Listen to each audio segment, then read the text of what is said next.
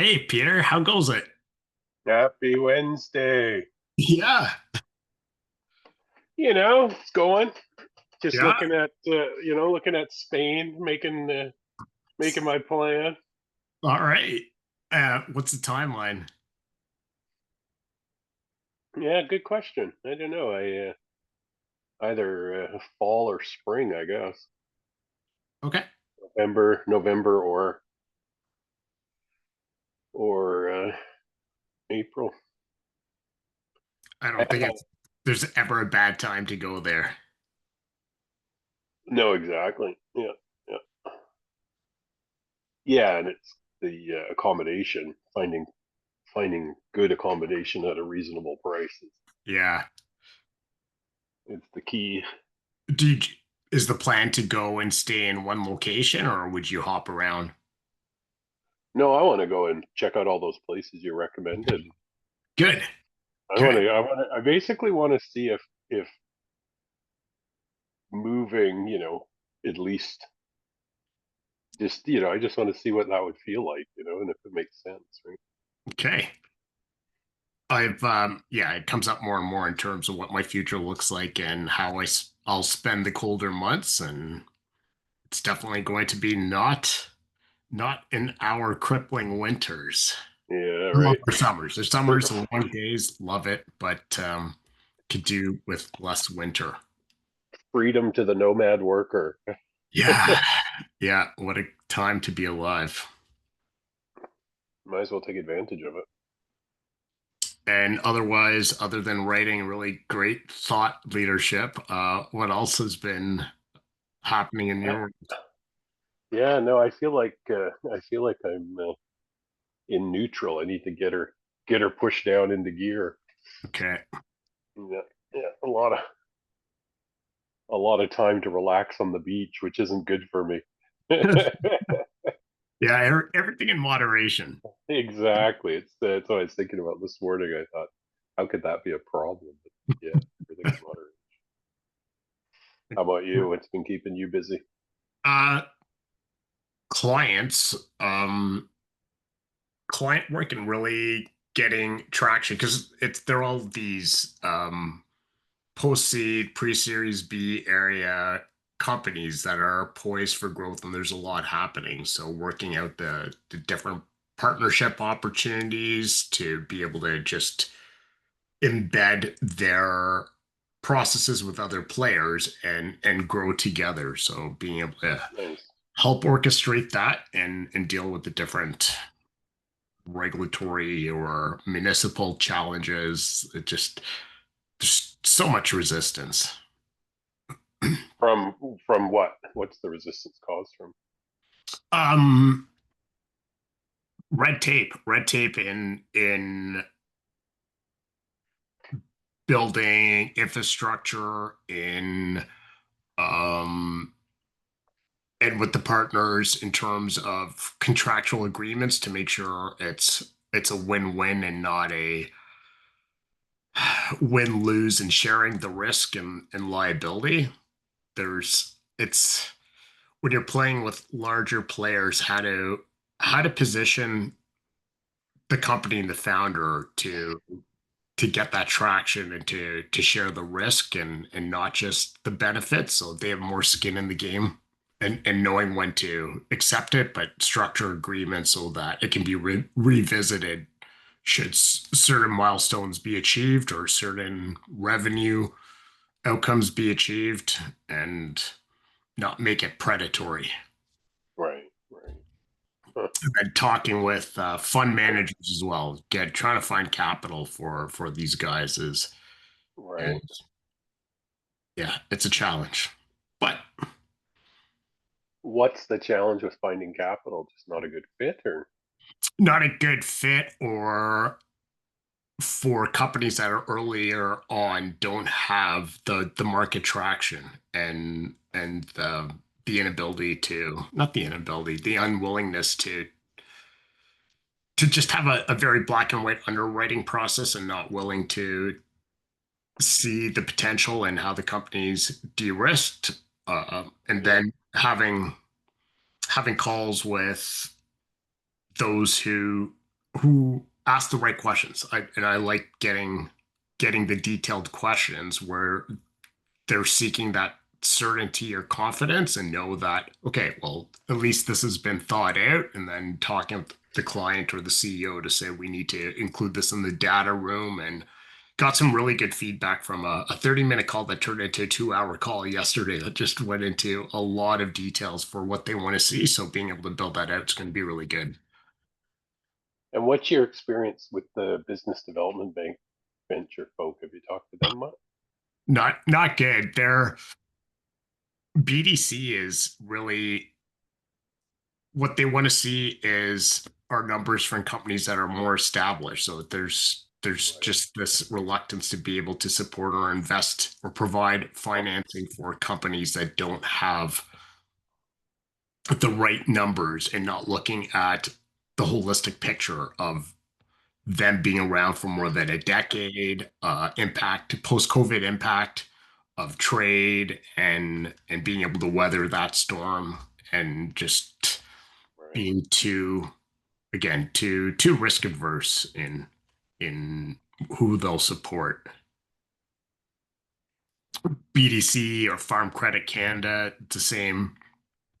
They they have the same lens. Hmm.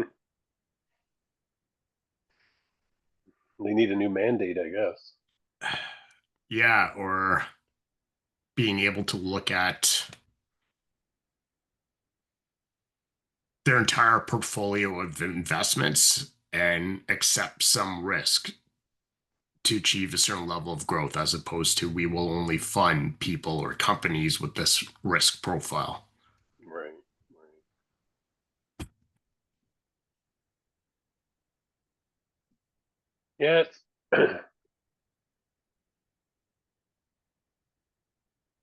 it's a real cultural challenge, I think, in countries outside of the entrepreneurial countries. You know that And which countries would you say are more entrepreneurial? China and the U.S. would be Right. the ones that just have enough resources and capital to, to push in that area. But we've created a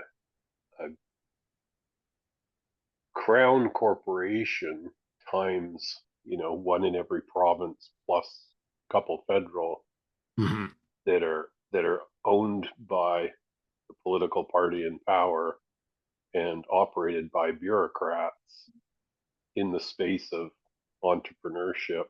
But Mm-hmm. nobody seems to be able to think about that, that everyone's rolling their eyes, but then it continues on, and it seems to be very ingrained culture, and I keep thinking about this idea of a public servant running an entrepreneurial esque organization, like enough about government, it's an oxymoron, right? So it's kind of like, why do they use the kind of nepotism benchmark of putting, party favorites into these roles and expecting a different outcome. They're people managers, they're project managers, they're money managers. Like they're not capable of envisioning the economy, but yet here we are. And I used to call it the Peter principle, but then I realized lately, I thought, no, this is just an impossible undertaking to create these crown corps with these public servants leading them to work in the space of productivity and entrepreneurship. Like it just doesn't. Yeah. It's impossible. Like it's not even a hurdle, right? And then you've got a board of directors that's also through nepotism. That's also Yes. very very much around legal governance as opposed to Yes. risk governance. Yes. Yes. Yes. Yes. Yes. Yeah. That's a really good point. Yeah. It's about, yeah, the governance isn't about risk. It's really about um sorry, you said that really well. Risk governance versus entrepreneurial government. Yeah. Like they're lawyers and accountants, which is Yes. very standard behavior. For but again, in the space they're working in, that can be fine, but it needs to be offset with some real entrepreneurial thinkers. So if you've got an entire board of professionals and party insiders, which is what I see, or worse yet, people trying to get ICD experience because they want to get on paid private boards, which is Yeah. really a big issue we need to address if we want to talk about. Yeah, it's interesting, and for me, what I always kind of ask myself is I think about, and I've got a couple personas I use. So I think about the Canadians that have gone through Y Combinator, that have done um, deep tech or even shallow tech startups, that have exited, that know what it's like to have some money. Like what if they were put in those roles? How different it would be. And you can see the as is versus the to be. Like they wouldn't even be thinking about the same things. No. And so I always kind of think, well, how do you convince that 30-year-old, switched on, proven entrepreneur to suddenly take on one of these roles to reposition the ship, because we just can't keep overpaying bureaucrats to be No. CEOs of Crown Corps, and like it's never. I used to think it was, like I said, the Peter principle. But now I realize it'll just never work. It doesn't. No, no, and inserting that type of entrepreneur, of course, would be so powerful. But the boards, the management, the staff in these organizations, and really throughout government, do not have a pulse on what's happening in the real world. They don't know their industry or the industry they're supporting, and have lost sight of that for why they exist. Is we are here to support Canadians, Canadian businesses, and we know what's going on. We need to be able to innovate to be able to keep up with what's happening so that we can support them in real time. And no one puts that, sorry, I'm generalizing. The Yeah. culture is not to do that. And at the senior levels, you get a lot of outreach from different firms looking for support, looking to understand what's happening, to be able to sell whatever they're selling, their service, professional services or otherwise, and they don't pick up the phone, they won't return the calls, but those conversations yield so much benefit because you understand what's happening. Even understanding the offering for, say, an advisory or consulting firm looking to get a contract, how they can help you and where those gaps are. And it's the amount of money that's spent on audits and evaluations, and the management recommendations will come up 5 years later in a repeat audit or evaluation, and no one pays attention to that. And you come back to the board, to the organization or crown corporation for being more frontline in dealing with the public and industry, and they're not evolving and pivoting to be able to support them. It's and don't establish the right metrics to, what does success look like, what are our service Right. standards, who's getting served and succeeding, and how is our investment helping Canadians. It's not a focus. I'd love to see a, these boards start their meetings with, "Hey, who did we help win in the last quarter?" And what was it that we provided, or what are the gaps for the ones that have come to us that we aren't supporting, and what's happened to them. I'd love to see that yeah, parachuting in those characters that have gone through the Y Combinator cohorts or anything similar. Hmm. And you just have to look at the board makeup and the executive makeup to realize that, I think about one of those multi activity sports fields, where it's like they're all talking about the same game, but one's playing baseball and another one's playing soccer, and then because where the funding comes from, there's no need to change. And they are not, sorry, they talk about being customer entrepreneur focused in their public relations, but then anybody that works in the system knows that it's the political party that's, and one of the things I've noticed that I find interesting or offensive is this idea of an ethical wall, um, or Chinese wall, I guess is another way of putting it, between the government and the Crown Corp. And Mm. in BC is a good example. And then you realize that, these Crown Corps are supposed to have ethical walls, but then they're having weekly meetings with the chief of staff of the Ministry of, innovate, like there's just, Uh, it's like, come on, right? Like, and yeah, so it's interesting because then you realize, that they're talking about the customer, but the real customer is the government, and which has become public relations from what I've seen. And I thought about this the other day. I thought we should have all these people wear name tags, like, like start, like schmucks, like start making them think like they're in retail customer service until the penny drops, where it's like, why am I wearing a name tag? And it's like, well, we really want you to understand that we recognize your funding comes from this political party's motivation, but it's actually public funding, and it's the public that's actually the customer, and we'd like to help you you know reach that milestone, so you start thinking about customer service. We're going to put you through the Superhost program, because there you can tell that a lot of it is just public relations. But then when yes.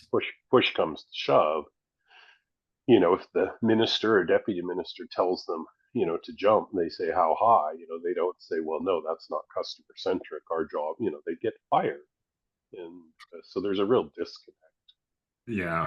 in that model. So I kind of, I keep thinking like, at what point do we, because the public's never going to, this isn't a big enough issue, or, it's not housing or healthcare, but productivity is kind of one of those things that's left to the public service to do well, and so, how do we internally tweak the system until the penny drops, that Mm. they can't run the, Ministry of Citizen Services the same way they run economic development.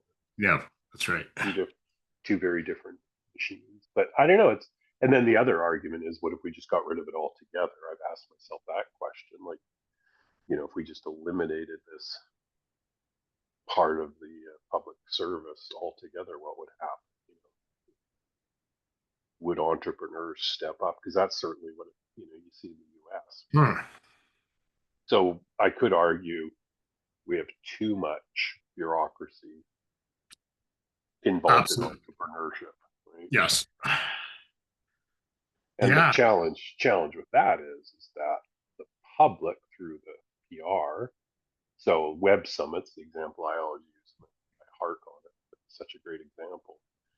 When you have something like web summit, the voting population assumes the sector is awesome and thriving because they don't really look at it in any sort of detail. And Hmm. so those public relations campaigns could be causing a disservice because of that. Can you go deeper into that? Like, Yeah, so if you think about all these underfunded agencies and organizations and nonprofits and events, they're all massively underfunded. And I've said that in British Columbia, where, if you want Innovate BC to work, you need to give mhm. them $500 million, not, $5 million to actually do their job. And so if you're funding them with a small amount, then what happens is the voters assume that things are looked after because they see the PR coming out of these agencies, even though nothing's Yes. happening. Yes. And so if you got rid of them, then people would say, well, where's the su- support for entrepreneurship? Oh, the government's not involved. We should do that ourselves as an entrepreneurial endeavor. Mm. And that's what you get in the US, right? They don't, you could do an interesting comparison. And this is why I think copying Silicon Valley, using government money and crown corps and bureaucracies. Like I can't for the life of me can't figure out why people can't see how flawed that copycat model has been, especially now after 20 years of proof. And one of the tenets of that model is there wasn't um, government incubators. What they did is they funded research and commercialization. So Mhm. they gave the tentpole companies money, whereas for some reason we thought it would be fun to build incubators. And of course, the universities, encouraged them to do that because it was a new and fun project for them, but it really hasn't paid off. I would argue there's a lot of disenfranchised people circulating those programs, kind of wondering, well, I mean, heard it. That's actually, you just brought up a really good point and a potential opportunity. Um, with So our new, letting go, right? yeah, technology readiness offices, post-secondary institutions, and the decrease in revenue for them from changing our immigration policy. How do you think that's going to impact post-secondary institutions in the short run? So wow, that was a lot of different factors. So technology transfer office funding, how is it affected by? And sorry, I was pulling things out of my head in terms of Yeah, I where the kept up, revenue but that was where a the few. revenue Yeah, generation opportunities are and where they need to pivot with the lack of foreign students and where that yeah. So opportunity so is. a couple of things that come to mind for me with post secondary, and I want to preserve in my thinking. I want to preserve the workforce, both academic and operational, um, and I want to preserve the transfer of knowledge, but I'd like it to improve. And so, um, I'm a big fan of professional schools like medicine, engineering. Okay.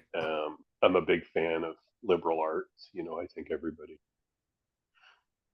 you know, should uh, should spend some time reading and studying the greats and Yes. applying them to their own lives. So really, where my concern is our business schools, and I think unfortunately, without the liberal arts, we're weaponizing our children, our friends' children, by giving them some business skills through, say, e-commerce programs, without actually helping them think about principles and these are things that historically we got from family religion, but Yes. now that those two are not as intact as they once were. And somebody once recently actually told me it's your fathers that pass a lot of that on. So now we've got a lot of separated parental structures as well. So I'm really kind of concerned about the idea of business schools, and I've said this before that the first liberal arts school that teaches entrepreneurship is actually going to be the winner, because I would argue entrepreneurship has nothing to do with business, and it's been brought into the business school when it really was actually not, not where it should be part. But anyway, that's another conversation. So I would argue that there's a couple of micro adjustments that need to happen. One is you have to have a PhD to be the president of a university. From what I've seen, most of the appointments are very political. Um, and there's definitely a lot of nepotism in university appointments. From what I've seen, Mhm. you'll see a lot of public executive, say deputy ministers, going to suddenly running universities and vice versa. So there's a lot of that going on, and that's understandable considering 50% of their funding comes from public investment. So we're at a point now, especially after Trump, that we really need to squeeze more juice out of the lemon when it comes to our post-secondary. And so when Okay. you think about preserving the workforce, one of the things that I find really disheartening is how these presidents are laying off the operational staff to make their budget numbers look good. And I think that's really, that's just poor leadership. They don't understand marketing. They don't understand sales. There's no reason why they should, but they don't actually go out and recruit that kind of help because of the way the culture is there. So I would argue that reimagining our public institutions, starting with post secondary, while preserving the workforce and the knowledge transfer, there needs to be kind of a new section, which is really what I would call uh, a social enterprise. And so it's a blend or a mirage of for profit and non-profit. And when I think about um, the traditional philanthropic model they've been using, again, that's run its course. Naming a business school, that should not be a priority that somebody's paid to go out and find. You know,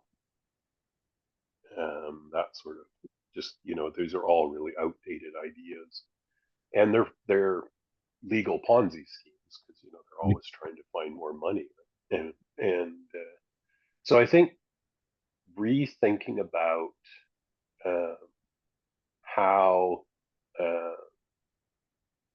the universities can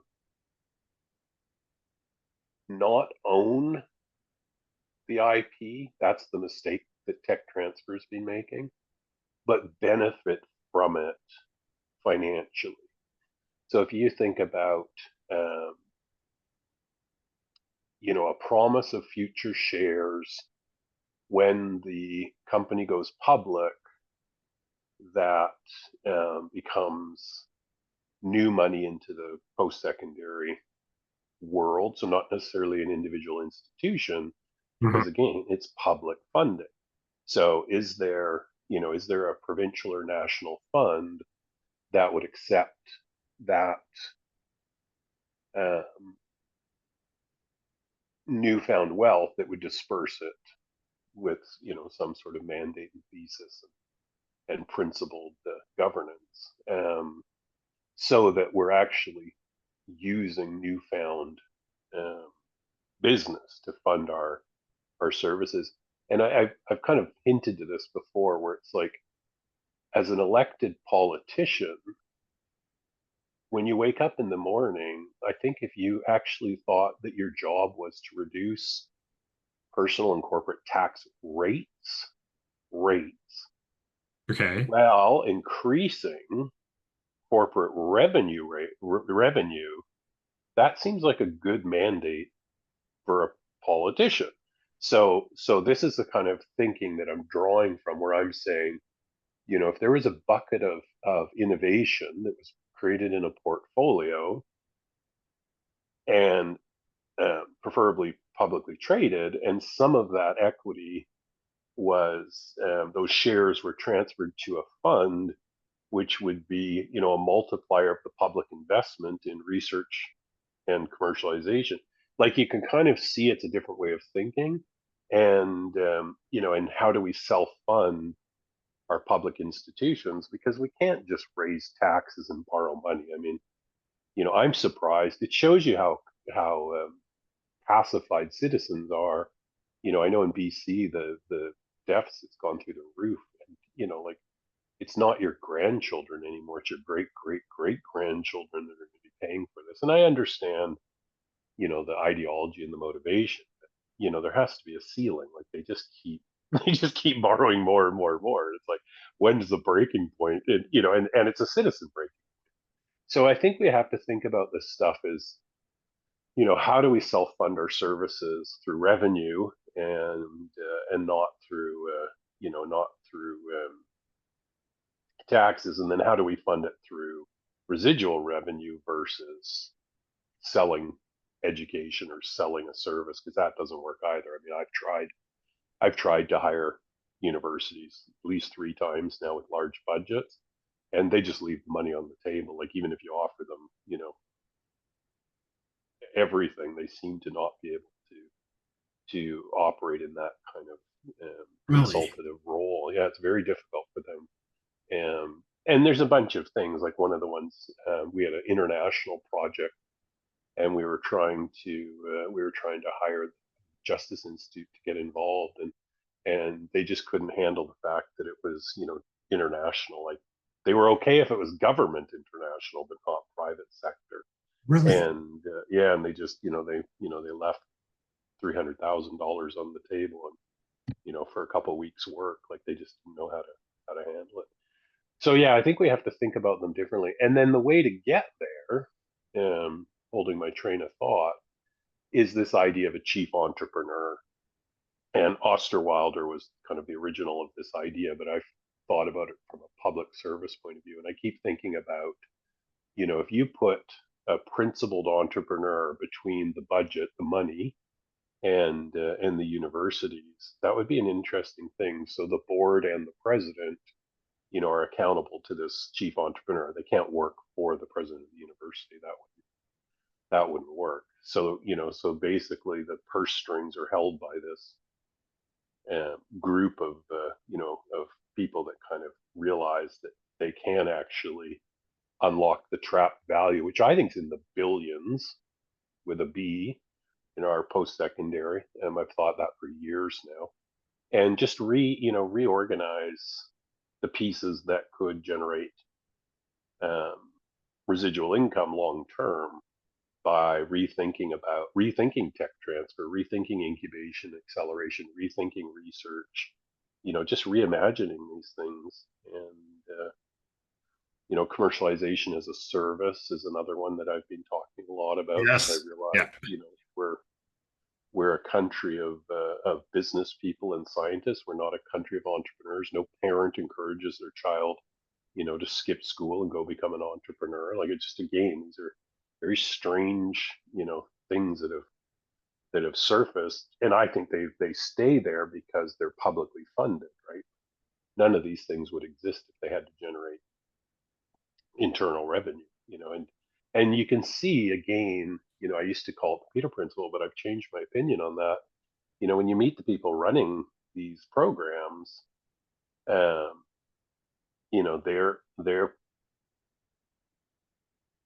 they're just not, they're never the right person, and I've seen it several times. And again, it's a bit of nepotism, but it's also credentialing. They want the person with a PhD and an engineering Yeah. background to run the incubator. That just there's just such a disconnect, and so I think all of that culture has to kind of be turned on its head if we're going to actually move ahead and unlock Yes. Yes. Which is some of why the I wanted to ask. unconscious bias, right? Yes. And had a couple of thoughts about this, and really wanted to. You just gave a lot. I'm happy that this is recorded and we've got the transcript. But you just described a model, because what I wanted to ask you is, what do you think about creating an offer? And I've just been playing out a couple things in my head as you shared this, and knowing what's on the horizon for universities with the lack of funding and revenue, and where they're becoming less relevant without acknowledging their diminishing relevance, and the IP, not owning the IP. And I like the University of Waterloo for that reason, and the Vector Institute as that. Would that be considered an incubator, or an accelerator? But being able to do that, some really interesting work that is cutting edge and produces some really strong minds who usually run away to the US, because that's the way things run. But that Well, and if present, you want actually a better example of that, please. one thing I realized when I was at a conference in Toronto around life sciences, it's very obvious that both provincial and federally, people are really bullish on life sciences, and there's a lot of public investment going into that. But then you talk to the actual research scientists in life scientists, and they all have to go to Boston to raise capital. So I Yes. thought, again, is nobody seeing the massive disconnect that you cannot have a life science industry that requires foreign capital if your goal of your public investment is long-term domestic head offices and domestic wealth preservation or domestic wealth growth. And that's I would argue that's the same in the UK, because they're kind of going the same direction. As somebody obviously produced a report saying life sciences is, the way out of this mess.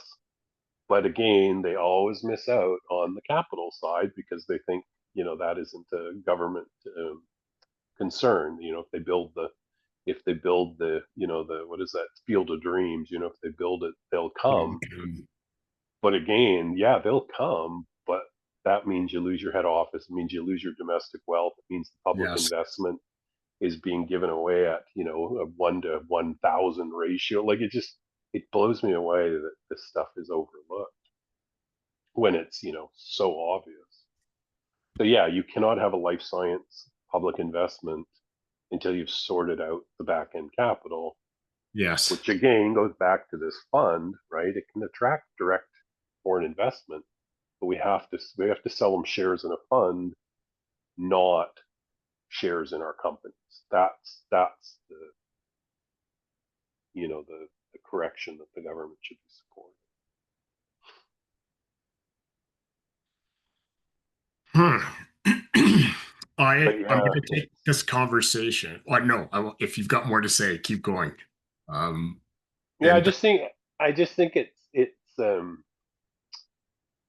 somebody said, I think it was Glenn said recently, about incentives, and I think that's the other thing that, and I'm thinking a lot about this kind of unconscious bias, and and I wrote a little bit about it on LinkedIn this last week, just about, when there's a paycheck involved, you've got a lot of resistance, and I think about, all of the challenges that are faced with pay scales. Like my favorite is, well, we have to pay our executive public service executives more to be competitive with the industry, but we're not industry, we're government.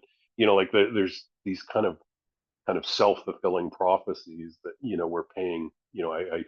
I would argue that, where the CEO of Mars is the highest paid leasing agent in the history of the free world. That we're paying them a CEO salary of a nonprofit that's supposed to be, North America's largest incubator.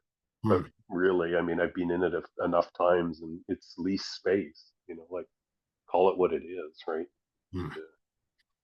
So you start kind of realizing, and the same as, I thought, well, what if we got some of these salaries in line with reality, or incentivized, that you think about, like, a university president still gets paid that money, and it's not, it's partially because they need them to live at a standard of living, to interact with donors. Like, I get the history, Hmm. but but they're not incentivized, No. And right? So most people in public and non-NGO sector don't have right, the so you incentivization. can ride it out, and you keep getting, put in new positions, because you can say you've managed large workforces. But yeah, so I think there's incentives is the other one that I think is fascinating. But I think we're I would humans. like to. What's that? We're humans. Yeah, exactly. Incentivizing us in every action of our life Yeah, is, yeah, is key. And when you don't have that contractually in a performance agreement, you're not going to get the most out of it. And understanding for whatever they're supporting and the outcomes they're looking to achieve, what are the metrics for success for that output as well is just yeah. not thought of. So watching something fail or go bankrupt and still getting paid, that kind of salaries, that's another thing that needs to be, exposed and talked about. It, if you think every university in Ontario is in in the red except one. Um, where's the signal, right? Like, so in a private, or government, like there doesn't seem to be an accountability, and so, again, you can flatten the hierarchy to reduce. Oh yeah, that's the other thing I was talking about, how they're laying off the bottom end of the workforce. How about they lay off the top end of the workforce and reorganize as a flat hierarchy? I mean, if Bear can do it with 200,000 employees, anybody can do it, public or private. You could actually eliminate the executive payroll, Hmm. and reimagine them as flat hierarchies, and they'd probably function more effectively in modern society that way. And again, this is kind of back to this command and control model that the universities have propped up more than anyone in society. um, that if you want to be an officer in the military, you have to have a university degree. Well, where does that all come from? Like these are the kind of things we need to be rethinking, because they're not going to serve us in the emerging economy. you No. know and we're already being left behind economically. I know people don't like to admit to it, and everyone wants to have these slogans like elbows up, but just go out of any high street in Canada and it's all US franchises. I mean, Yes. Walmart's just made a massive investment in Canada, and it's being celebrated, and that should actually not be celebrated. That should be scaring people, because we've eliminated our retail sector between Hmm. Costco and Walmart and Amazon. But so if you think about, this is where I think the disconnect is that consumer behavior is, they're always going to look for convenience price. What is it? Service price and quality. You can have any two you want. Like, they're always going to be going to, and you'd be lying if you didn't say, you like going to Costco and getting, your meat for that price or whatever, or you're like Walmart and getting a deal, like that's consumer behavior. But these things are being celebrated, and they're actually, so when people talk about economic sovereignty, they talk about, Canada, blah blah blah, and it's kind of like, well, I'd say just drive into the suburbs and start looking around for the Canadian owned business other than Canada Tire, which is publicly traded, so it might, I don't know who the majority shareholders are, but there's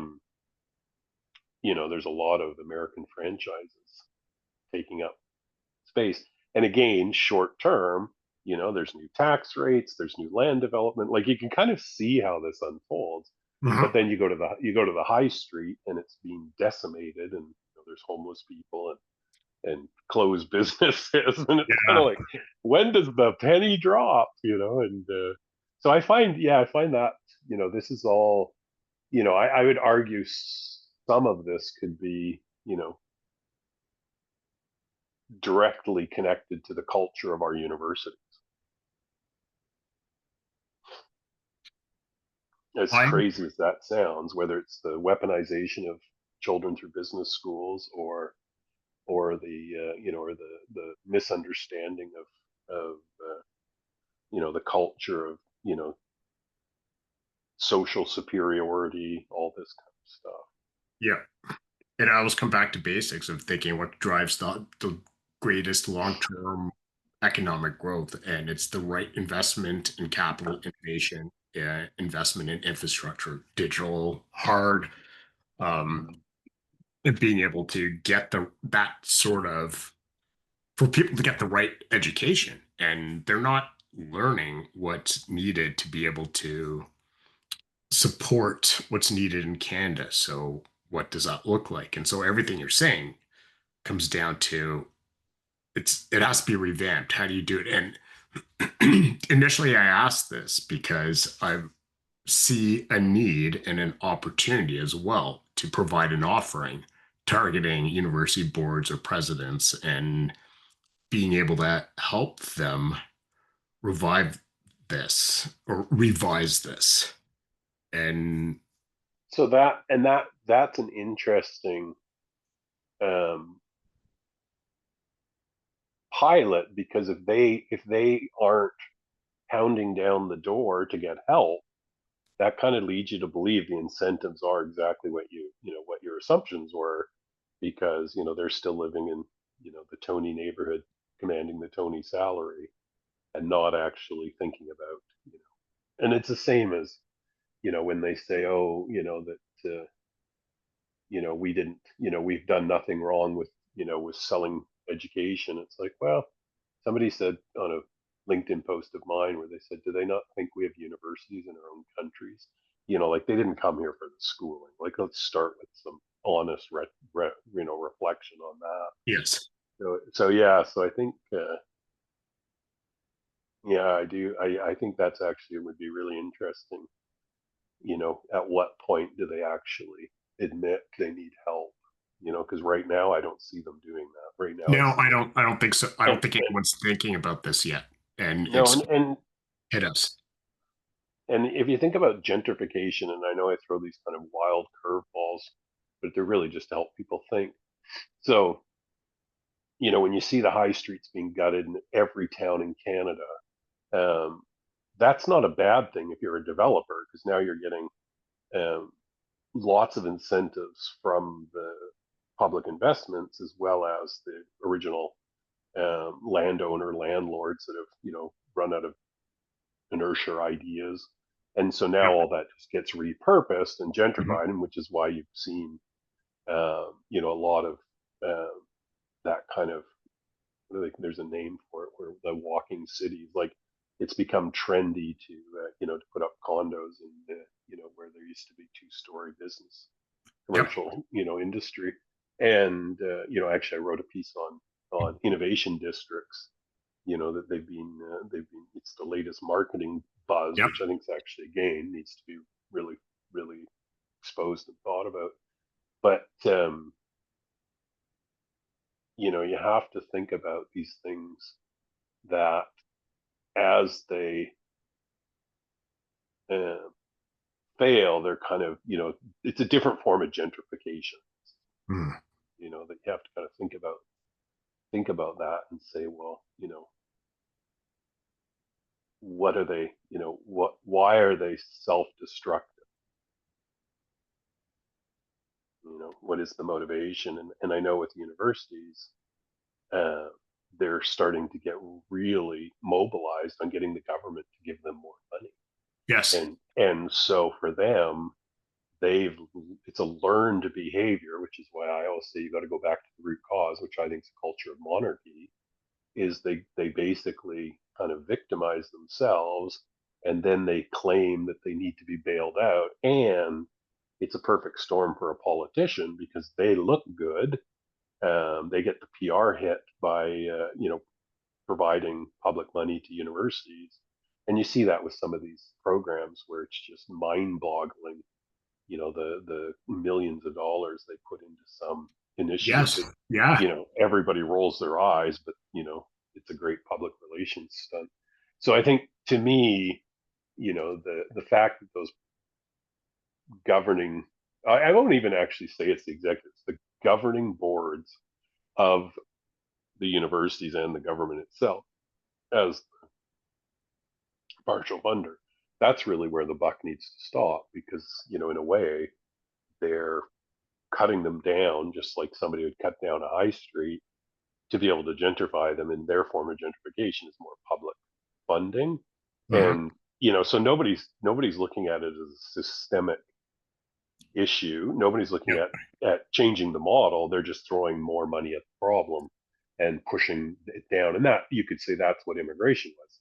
It wasn't a solution. It was a short-term fix. Yep. So at what point do we finally say enough's enough? We need to reimagine our post-secondary universities without affecting the workforce at the bottom end, and without affecting the transfer of knowledge, but as social enterprises that can benefit from, and I just feel that if we connect the dots, we're going to have a better society. Um, if things like um, economic sovereignty are actually prioritized. because I would argue, when people talk about elbows up and 51st state, I mean, if somebody ever produced the report of the economic leakage in this country, it'd be pretty obvious. In healthcare, you and I have talked about this before. I mean, that is a massive, massive missed opportunity to use healthcare as business incubators. And, I won't hark on, any one company, but electronics is the area that comes to mind for me right away. And I think about, why is nobody looking at the electronics we're buying uh, from foreign corporations to put in our healthcare system?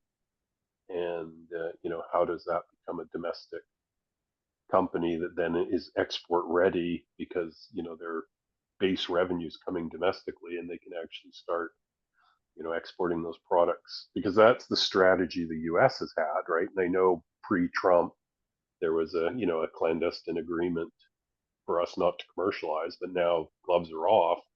Yep. So you could just look at healthcare alone from a procurement point of view, economic leakage point of view, and and start with you know I mean pharmaceuticals. My God, you want a life science, look at generic pharmaceuticals. Patents are patents, right? I mean, I'm pretty sure that most of those electronic patents are now finished, the service contracts, and like I again, I understand why things are the way they are, and I'm not saying they have to change, but they have to be looked at, and so if I can build, a domestic, device that's used in every, the banana of device, Yes. and it's both legal and economical and it's exportable.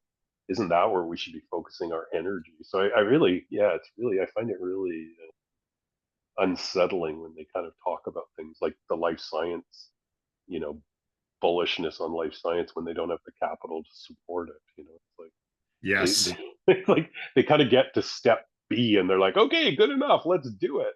And it's like, wait a minute, you haven't gone to step E, and step E's gonna, shut it down. It's like, oh wow, well we're no, let's not think about that. So yeah, I think, and again, I think we have to accept that uh, we've lost our expertise in the public service. We have very, very much consultant generalist manager, so we don't have the expertise internally. Um, the yeah, the kind of thinking doesn't seem to be where it needs to be to move a lot of this stuff forward. Yep. And shuffling, cabinet is just a smoke screen, right? I mean, I realized that they just did that in British Columbia, and I thought, well, what about the public service? Like, when are you going to shuffle, the ministries? Because obviously, you can shuffle elected officials all you want, but I'd say you got some issues in your public service. I mean, if they're supposed to be able to, command those salaries and draw out the best.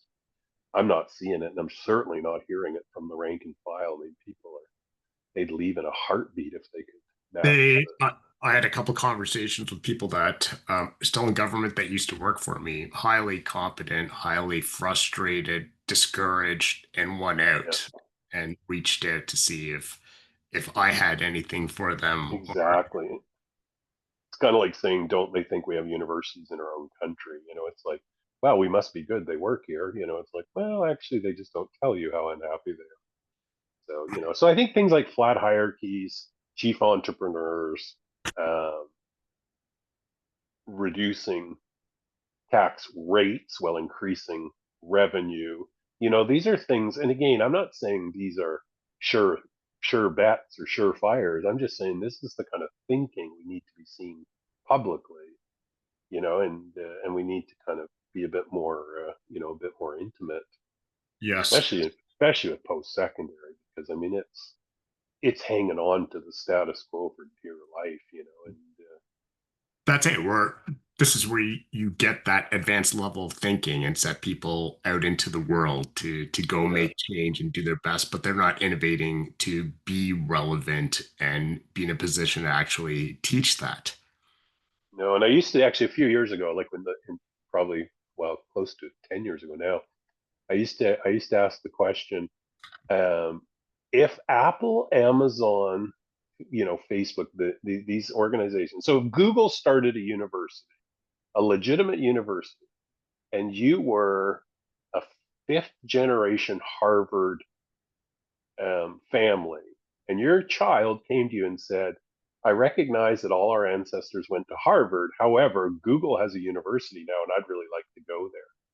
Would a parent pause, or would they stick to the Ivy League? I think they'd pause. And now, 10 years later, I think they'd understand it perfectly Mhm. that, that the longer they hang on to the status quo, the closer they're getting to massive disruption. And so things like inquiry based learning for undergrads, um, you know, um, privatization before, because of the, the change of heart in the public funding. Like, what if government starts to say, you have to stand on your own 2 feet. We're going to cap the funding at X.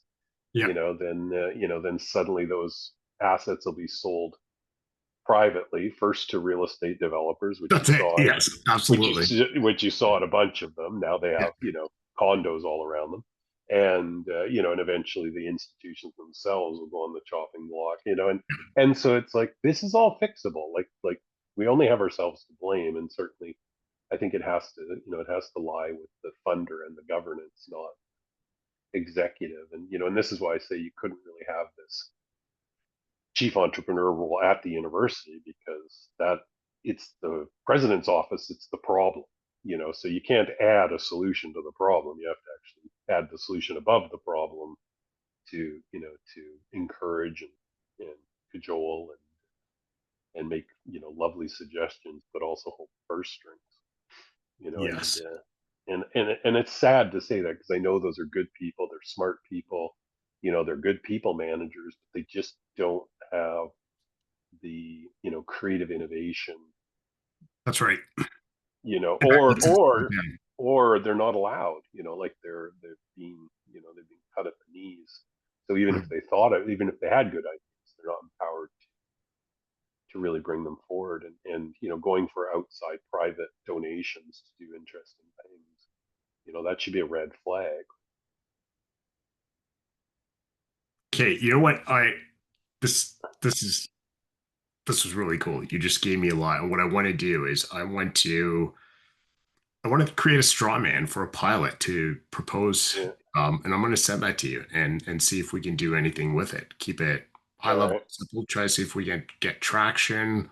I'll link it to just do my due diligence That's and very entrepreneurial of you. exactly right. Be agile, move quickly, create a Yeah, strong man. Yeah, yeah, yeah. See yeah. the Well, thinking. whether it's today or tomorrow, the time's coming. I mean, That's it.